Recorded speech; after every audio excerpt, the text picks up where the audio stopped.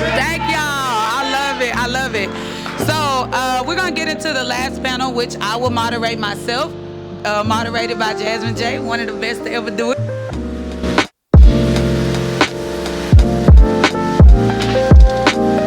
Before I do that, I want to give a big shout out to Sarah. Sarah, thank you for moderating that first panel. Thank you to all the panelists. You know, I wanted to bring people from different backgrounds because it takes all of us to be able to truly cultivate. You know, it takes all of us to work together and depend on each other. So that's why I wanted to bring people from music, from television, from media, and Jamal with the wealth building. Don't we all need to build some wealth? Who need to build wealth out here? Exactly. So before I get on here and moderate the last panel, I do want to give a couple more shout outs. I want to thank everybody from CCN that was doing the media tunnel. So shout out to Class and Session Podcast. Shout out to Speak On It Podcast. And shout out to Whom It May Concern Podcast that was doing the fireside chats. I appreciate y'all support more than y'all know. A big thank you I want to give out to is the venue that we're at. One thing in Houston, people believe that people in media do not collaborate. And for some people, that's true. I am a collaborator. I am a cultivator. I do not see competition because I believe what God has for me is for me. So how I'm competing with you for what he has for me. So I don't believe in competition. So it means a lot for me to be here at Black Lotus Studio. This is a beautiful venue. They worked very hard to get this display up. And I don't know what Sarah is, but if you can hear my voice, Sarah, I'm very grateful for this venue here at Black Lotus. For everyone here, if you want to host something like this, a corporate event, parties, baby showers, anything like this, please tap into Black Lotus, y'all. Black Lotus. We got to support our people, okay? Q, because everybody was like, we can't find it on the Google, right? So it's BLAQ. So I'm going to go ahead and step up here, and then I'll bring up the panelists. Come on. There we go. All right. Yep. All right. So the first person that I want to bring up to this panel for the last panel of Business Talks with Jazmin J is Sarah. Sarah, if you could join me on stage. Welcome. All right. Next, I would like to bring up Jai Allen. Yes. She said she don't need all that. And last but definitely not least, I would like to bring up Khalil Vinson. Yes. So while they're taking the time to mic up all the panelists, I was very intentional about this panel, and it's a very full circle moment for me. You good? It's a very full circle moment for me. You know, I started my podcast 3 years ago, and at the time it was called Let's Talk Business, because it was during the pandemic. A lot of people were starting businesses and they were not doing it correctly. And I wanted to empower my people by letting them know these are the things that you need to consider or look at before you start a business. So I started Let's Talk Business.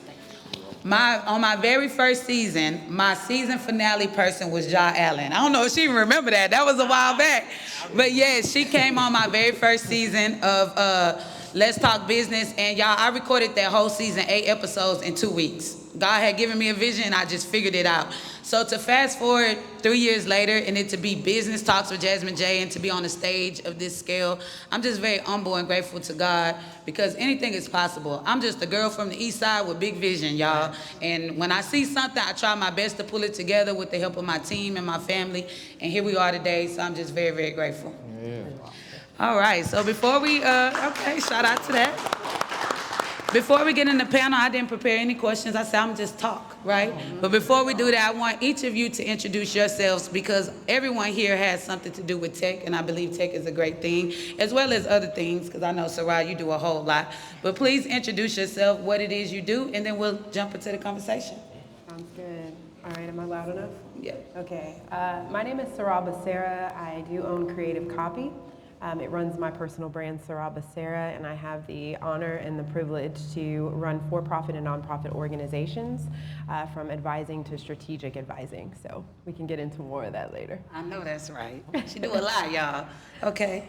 What's up? What's up? I'm Ja Allen, actually. So I help organizations and corporate teams learn about AI. So I'm an AI educator. I go in and train them on how they can use AI to integrate it into their systems and processes. And I also run a full-service digital marketing agency. So we help businesses scale using digital marketing. Love that. Good afternoon, everybody. My name is Khalil Vinson. I'm the founder and CEO of TechFest Live. We're a nonprofit edtech organization here in Houston. We exist at the intersection of education, workforce development, and economic growth. And at scale, my goal is to get more Black and brown students involved in the world of technology. I love that. I love that. Let's give it up for them. So before I start asking questions, let's talk about the reason we're all here. The purpose of Power and Play Weekend is not just to create, one is to create a safe space for founders and CEOs to just have transparent conversations. Because as a founder and CEO, you don't always have that place to be vulnerable because everyone's depending on you, everyone's pulling from your strength. So you can't just walk into work and just be like, forget today, because that's going to create a ripple effect. So I wanted to build a platform where CEOs feel like it's a safe place to just talk and talk about what they're really going through. But the second reason I did Power and Play Weekend is to raise money for youth. If you know me, if you know anything about me, I'm an advocate for youth. I have 3 children, and so they changed my life. It made me realize what's important, and our youth is the future.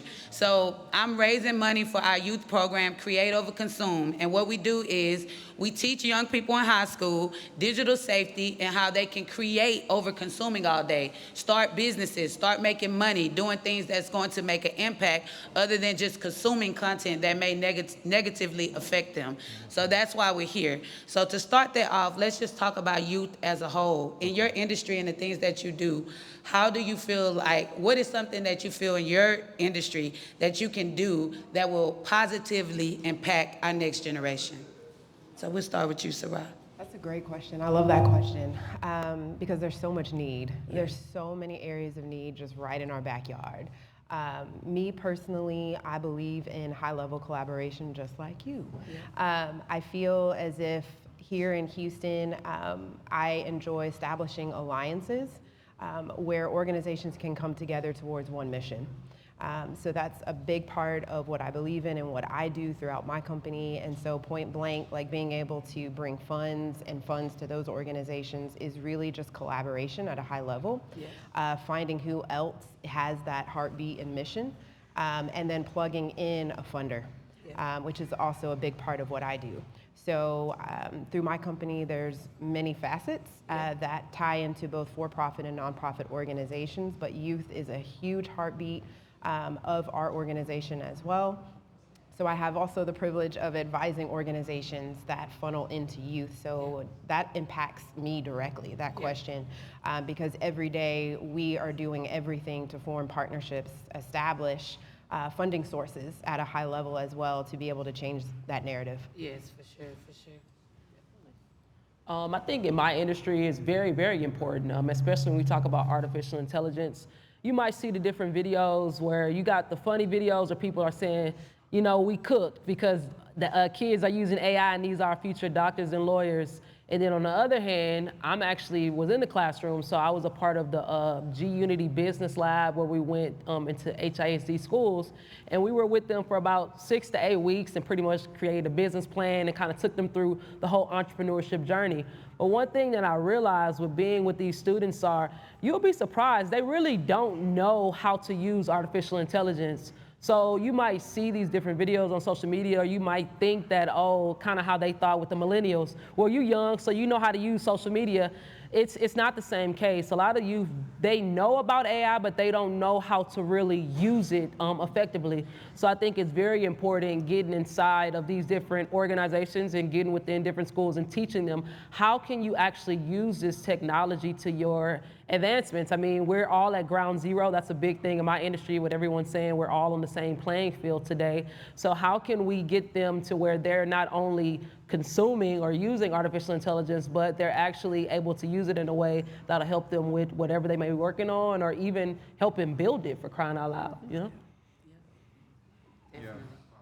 Thank you both for that. I would kind of echo what they're saying. Like, the youth are our future. So for me, we were talking about this a little bit backstage. Technology for me in TechFest Live is not vertical. Technology is a horizontal backbone to all industries. So you look at agriculture, aviation, sports, gaming, healthcare, beauty. It doesn't really matter what it is. If you put technology as that backbone, my goal is, how do we get students to understand that you don't have to, like, let's say I want to make it to the NBA.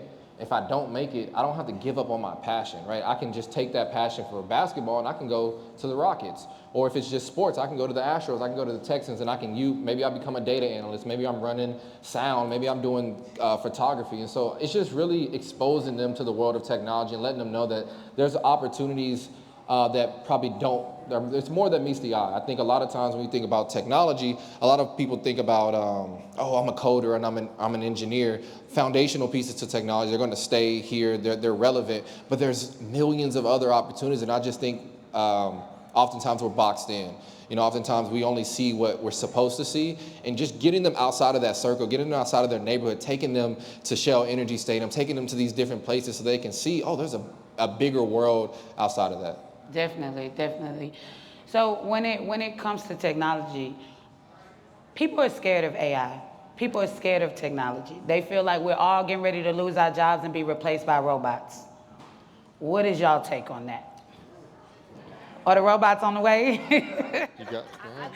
If I have to be completely honest, you wouldn't be doing people a disservice if we keep telling people that no, everything's all right. It's not about the people. I think this saying, it got really popular, like, you're not gonna lose your job to AI, you're gonna lose your job to the person using AI.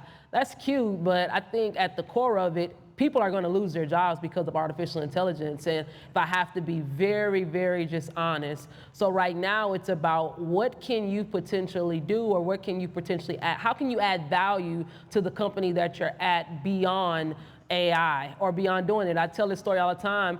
In healthcare, I'm taking my grandmother to the doctor, and to check you in, the ladies at the front, no offense, they point me to the machine to check myself in, and in my head, I'm thinking, I wouldn't do that if I was y'all. Although I'm gonna look at it, and they're gonna say, well, this machine checked in 40 people, you checked in nobody, so why would I keep you around? So I think if you are in these different type of environments where AI is being introduced, you have to figure out what value add can I bring to this company beyond artificial intelligence or beyond what these machines can do today. And another thing, if you're a business owner, or if you're starting a business or you're currently doing a business, you got to think about, well, what about this business can AI not do today at least? Because the people are like, okay, in the future, I get that in the future, a year, 2 years, we really don't know what's going to happen. But today, what am I doing that a machine cannot do, or a tool cannot do for me? Even within my industry, I do a lot of consulting, and some people might feel like, oh, well, I can get ChatGPT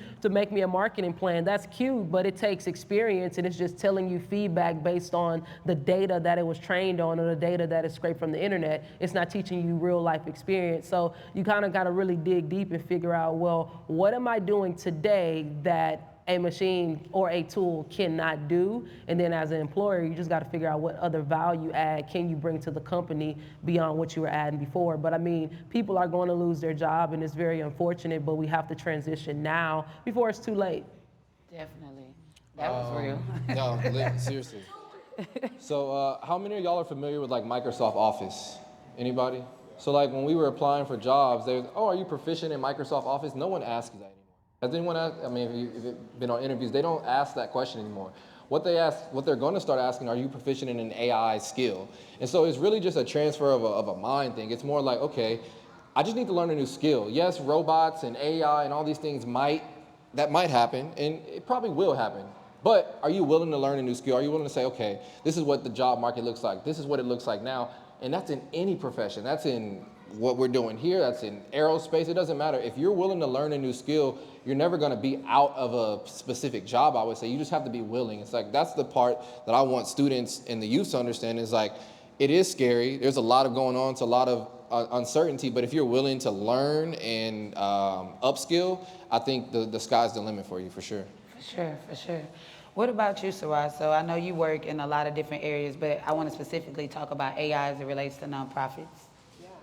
So a lot of exactly what we're talking about is what I advise on all the time. I think that, to echo what she said, that a lot of people will 100% lose their jobs. I think that in the nonprofit world, there is a huge learning curve that they're trying to aggressively tackle and close that gap. A lot of training. So I see it as opportunity, because those of us that are in the tech field or consulting or advising, that's opportunity for you to come into very nice contracts, to be able to bring them ahead of time, basically. Yeah. And I think the answer to that is to stay 5 steps ahead. I mean, if you go into Walmart, for example, no, they're not a nonprofit, you know, your retail store down the street, everything is automated now. That's never gonna stop. It's fast forwarding at a high level here right in our city. And there's gonna be a lot of changes to come down the pipeline as the years progress. And we're not talking like 20 years, we're talking like within 6. Wow. So back to your question on the nonprofit side, it is my job, big part, to advise nonprofits how to maneuver, because you know their integrated systems don't work anymore. Funding is being cut, and it's up to consultants and advisors to be able to find it. And so AI is a big part of what I lean on with my team on a daily, to be able to understand it, how to utilize it, how to find money utilizing AI as well. But a big part of it is being able to bring those resources to nonprofits. Yes, yes. So speaking directly about AI, I've had conversations with a lot of business owners I work with every single day. Some of them use AI as an assistant. Some of them use AI to make their work quicker. So type me an email for this, type me an email for that. Some people actually use it as a tool, so they feed and train the AI to, you know, produce what they need it to produce. So for you in your different fields, what do you say people should, what perspective should people take when it comes to AI? Because I always tell people, like, you need to learn how to use it as a tool. Don't be scared of it, learn about it, and even use it as a therapist sometimes. Because I'm telling you, AI has told me before, like, you're getting tense.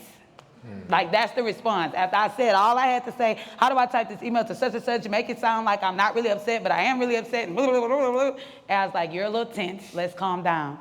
You know, but I've opened my mind. I've opened my perspective to AI. I'm not scared of it. So what are some things that people can do to like change their perspective and really learn how to use AI as a tool?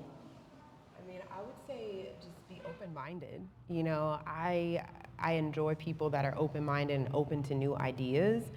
Even with my team, you know, I train them to use AI to automate their processes, because we need stuff done now, right? And so I am one of those that also enjoys training AI to do what I need my team to do, because some things are heavier lifts than others. And so they absolutely have to understand all the aspects that fit into my business model to be able to be productive. But going back to your question, I think just being open-minded and experiencing something new and seeing even just a small step, how AI can take even just a fraction of your workload off of your plate, even if it's just sending emails, you know, to get leads while you're at the store, that can happen. Yeah, definitely. I would say everybody should first just download it on your phone, you know, get ChatGPT. I'm a big proponent of ChatGPT because it's just a big, you know, it's one of the big players. So first get it on your phone and just start using it every now and then, because it's hard to adapt to something and use it like consistently all the time. So download it on your phone and start using it as you see fit for small stuff. If you're a social media type person, a lot of people do like, okay, let me do a caption. If you're a business owner, some people put their email in it and check for the tone or check for the, like, how should I say this? Or if you just need some ideas. So try to start very small. And I think as you start small and you experience what it can do, then that will encourage you to be like, okay, let me try AI for this, or let me try AI for this. One of my mentors, she has diabetes. So she asked it to make like a grocery list based on, you know, her diabetic list, and it gave her a list. And she's over 70, and she was like, oh, wow. You know, so that little, for us, well, for somebody like me, I'm like, okay, that's small because I use it a lot, so I know its capabilities. But again, she's seen that little bitty thing that it can do, and now when she's sending an email, she had to do a press release. She had AI help her with the press release, but she got a little bit more comfortable to now, okay, ask AI to do this and do that. So I think if you just start with very small tasks and be amazed at what it can do with a small task, then automatically you'll start trusting it a little more for bigger tasks. But just start with real small stuff, like really small stuff, and then kind of go from there. AI is built into Instagram. If you want to play with one of my aunts, she's over 50, she's like about 60 something actually. She was saying she had Meta AI create like a duplicate picture of her, and she was playing around talking about, I can use this for my obituary. It made me look so pretty for stuff like that. So, and again, I'm telling you these stories because these people are like 60 and 70, but they're using it for very small things, and it helps them trust it a little more. Like, okay, let me do this and let me do that. And these people, again, 60, 70. One guy came to my class, he was 81. And these are people well, probably older, double a lot of our age. And they're open-minded to seeing what the possibilities are with this new technology. So, yeah. Yeah. I think one thing first, I feel like everyone should understand that AI is not new. It's not like it's not 5 years old. It's not 10 years old. It's like 30 plus years old. Like, this has been here for a while, and a lot of the things that we were doing on a daily basis, we just didn't know. It was all going on in the background, but a lot of the automation, a lot of the, you know, the things we're typing, like that was all AI. Something else, I watched a podcast. It was Tony Robbins and John Hope Bryan, and they were talking about AI agents. And so I was asking my team, like, can I put AI agents on my board? Like, what are the governing, what does that governance look like? How can I, because if I need salespeople or if I need a particular role or secretary, can I get them to do that? We'll see. But that's what I'm looking at from an AI standpoint, is how can I get it to like just make me be more efficient. Right now I use it for emails, I use it for posting, I use it for a lot of different things. Asking it like, okay, I want TechFest Live to be $1 billion nonprofit. What are the steps I need to take? Boom, boom, boom, boom, boom. That doesn't mean like that's gonna make me $1 billion nonprofit, right? You gotta put the work in, exactly. But it gives you steps, it gives you a guideline. I don't think you should use AI to like live your life off of exactly what they say, you know what I'm saying? But take it as a guideline. Okay, it says this, I don't really feel that, but I feel this. I feel that part of it. So just what works for you, I think is important. But I would say, I know we're talking about technology and AI, the human aspect is never gonna go away. Look at what we're doing right here. Like, this is all human interaction. So yes, rely on it, use it, but like, this is really what is important. Like, how do we come together? How do we have these conversations? Because we're not going anywhere. This technology is improving, but we still have to have these candid conversations. We still have to network, build relationships, build legacy. AI might build my legacy a little bit, but I still gotta put the legwork in, so. Definitely, and I'm glad you said that, because that's why I was setting up so many of the AI questions to get to. AI can do a lot to help us, technology can do a lot to help us, but at the end of the day, that human connection, what we're doing right now, showing up at these events, rubbing elbows, having that conversation, a robot, no type of technology can do that. You know, we have to be able to connect with one another. And when you're building a business, because like this business talks with Jaz and Jay, when you're building business, when you're building legacy, you have to be able to connect with other people, because you cannot do it by yourself. So let's talk about having a team, being able to lead teams and things like that. When you are working with your team, you're going down a strategy, right? Everybody has a quarterly strategy or a yearly strategy that they're doing. When you wake up and it's a bad day for you personally, whether it's your parents, your relationship, your children, whatever the case may be, how do you still show up and do what it is that you're supposed to do for that particular day? I think that it starts with focus, like your goals, but it's also internalizing and self-awareness of knowing like where you're at and acknowledging that, okay, I'm not at my best right now. Which I think that we're not foreign to that. Like, you're gonna have bad days, you're gonna have ups and downs, but I think it's the way you show up. Yeah. I think that for those that aren't used to compartmentalizing those emotions, I think that having the mental fortitude to say, okay, I'm not at my best right now, so maybe if I do this instead, my morning looks a little different. I think that we have to help ourselves before we can help our teams or anybody else. So I think just having like, knowing that you're gonna have ups and downs going into your days, knowing that I'm doing something for me, I have a reset, I have a time that I'm waking up every morning, and this is my time. There's no meetings, my head is clear, there's no kids, no husband, no nothing. And so for me personally, I have to have that. Yes. I don't schedule meetings during that time, I don't see my kids. I have 3 boys, so it gets crazy at the house. That's not time for my husband. It's just me, so I can set myself up for success for the day. Definitely, definitely. What about you, Jai? How do you? If I'm having a bad day, Yeah. to be honest, I think I compartmentalize. Yeah. I push through. Like, I don't care. Like, I do not care. I could be having the worst day. And like they said on the other panel, I will code switch in a minute.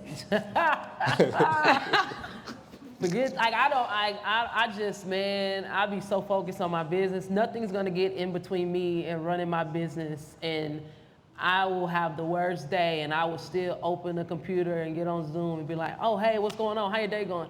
And you know, it's going good, everything rolling. And I just keep rolling.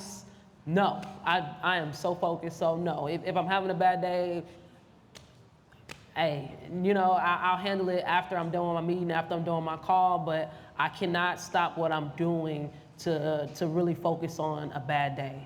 And it's a pro and a con to life, though. Yeah, for sure, for sure. No, I love that, job, because it's like I say like the compound interest. So like you're building on those days, whether it's good or bad. Like you're trying to show up right. So as long as you keep doing it, okay, you put 30 days together, now you have all of that momentum. So maybe day 35, you're not having the best day, but you've done all this work 30 days, so it's not even affecting you. For me, I'm learning how to people manage. I started TechFest Live when I graduated from Texas State in 2019 with my CIS degree. So I'm new to this. There's success, but like there's no blueprint. No one said, oh, here, like this is how you're gonna run TechFest Live, and this is what it's gonna look like. This is what you should do. I didn't get any of that. It's really just I guess not self-funded, but you know, self-motivated in that regard. So I'm learning how to people manage because it's a task. I think people didn't tell us that in school, right? We learned a lot of different things in school, but managing other people, I can manage myself. That's easy for everyone, but like trying to get people to, oh, did you do this on time? Or, hey, I need this. Like it's a task, and I think that from a bad day perspective, I do echo what Jaz said. I try not to let it get to me because I have a job to do. Yeah. I started TechFest Live, I said 6 years ago, but I went full-time 2 years ago. So this is what I do. Like if I wake up and I don't do what I can't look to anybody else and say, oh, like what's going, like it's on me. So I can't let bad days get to me, or we're not gonna eat, we're not gonna work. So I try not to let it get to me, but there is pros and cons because I think for CEOs, we sometimes do a bad job of ourselves. Like forget the CEO of TechFest Live or the CEO of CCN. What about Jazmin? What about Khalil? You know, what does that person feel like? And I think that is the underlying piece of like, and we're not talking about healthcare, but like mental health and all that stuff is important. So yes, we should push through, but sometimes we have to like feel that emotion. Like, yeah, I'm mad. Yeah, you pissed me off. You did, you know, Yeah. and sit with that and then move past it. Yeah. I think for me, my team always tells me that it's on my face. Cause I really be thinking I be hiding it. You know, I come in, I'm like, hey everybody, they're like, what's wrong with you? You know, I'm a person that shows my emotions on my face, but I'm like, Ja, like, all of you, like, we gotta push through. What are the other options? Like, what else am I gonna go do? You know? And sometimes, even with building business, sometimes I get not, I don't know what the word is. Sometimes I temporarily give up. You know, like in my mind, I'm like, I can't do this. And to be honest, I was looking for a job on Indeed last week. Like seriously, I pulled up Indeed, updated my resume. I was like, bro, forget this. I'm going to work for someone else. But when God calls you to something and he gives you a vision, no matter what way you try to go, no matter what you try to do, he pops you and puts you right back in alignment, you know, of the vision that he blessed you with. So it's like you do have to just focus on the bigger picture. Like, hey, I have a team. We're cultivating. We're here working with other people, bringing their stories to life. Like, who gets to do that as a job? You know, I have to start looking at the blessings and everything, you know, and I think that's what helps us as CEOs kind of push forward.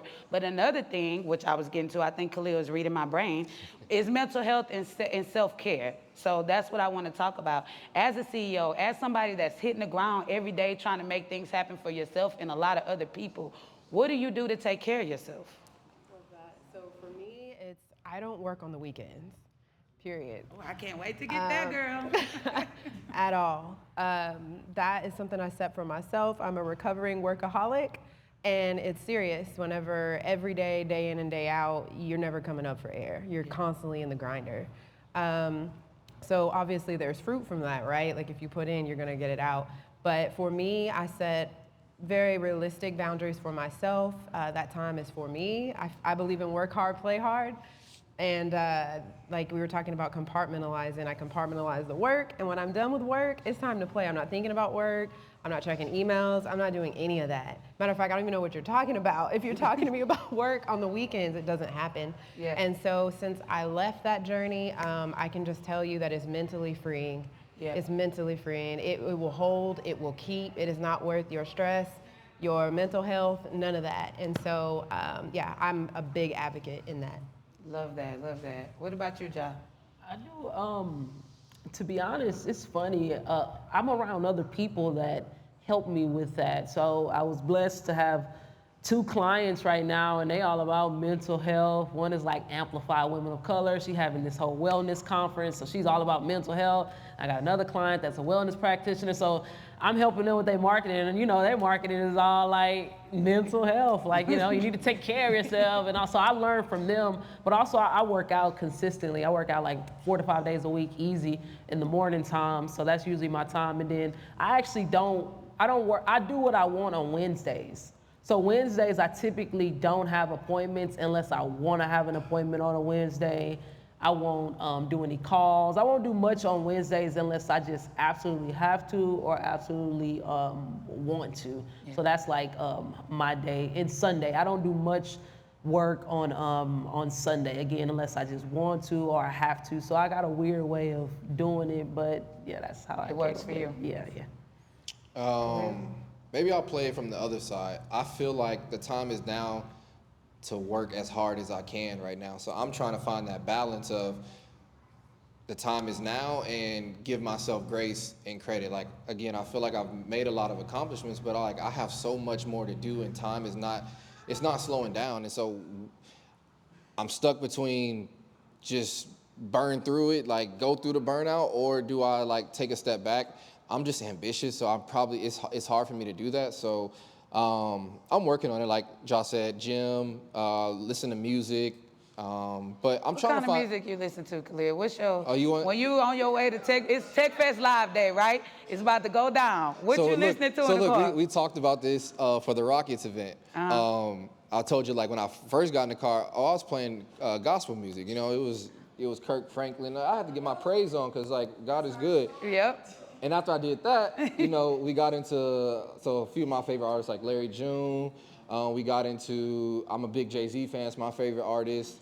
I mean, I listen to everything. I probably could have threw on some Jeezy. It really just doesn't matter. I'm a hip hop fan, music fan, R&B fan. So I like music. Yeah, I like music. So yeah, gym, music. But I think for me, I'm still working on, like, it's a work in progress over here. So it is important though, because I think especially from a male's perspective, we do not, especially black men, we do not prioritize our mental health as much as we should. And I'm saying that knowing I don't do it either, right? So I'm not trying to preach from a pulpit, but like I think it's important for us to be able, it's important for us to be able to like have those conversations and just like feel like it's okay if you feel a certain way, if things are going bad, like just whatever that outlet is for you, use that. And yeah.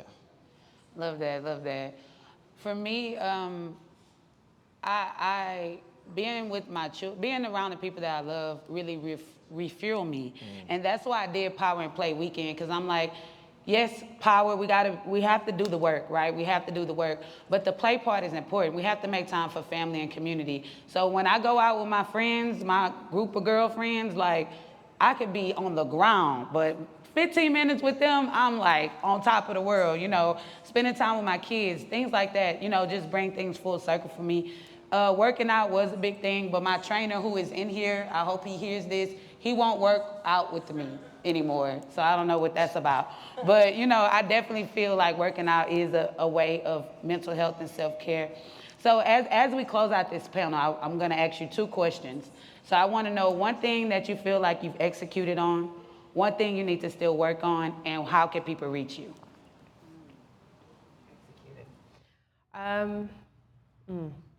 So one thing that I have executed this year is to secure a national client. Come on, national. Yes. Yes, congratulations. Thanks. And so one thing that I need to work on is, this is difficult. I want to hear from my team on this. One thing I need to work on would probably be, can you circle back with me? Okay. I just feel like with everything, it's balance. Yeah. You know, you can never stop working on yourself. Yeah. And I think just that mentality of like, is it enough? Like Yeah. trying to do enough. We move our own bar for ourselves up, and I'm constantly doing that. And so I think just understanding like, it's okay to just like bask in the success. Yes. You know, like really work on knowing that this reward, this is good to Yeah. sit in this instead of, okay, I got to move on to the next thing. Right. And how you can reach me is info@sarahbasera.com. Thank you, Sarah. Thank you. One thing that I think I've done really well just in general is, man, I don't know how, but I've come to know a lot of different people. And I'm just so thankful, man.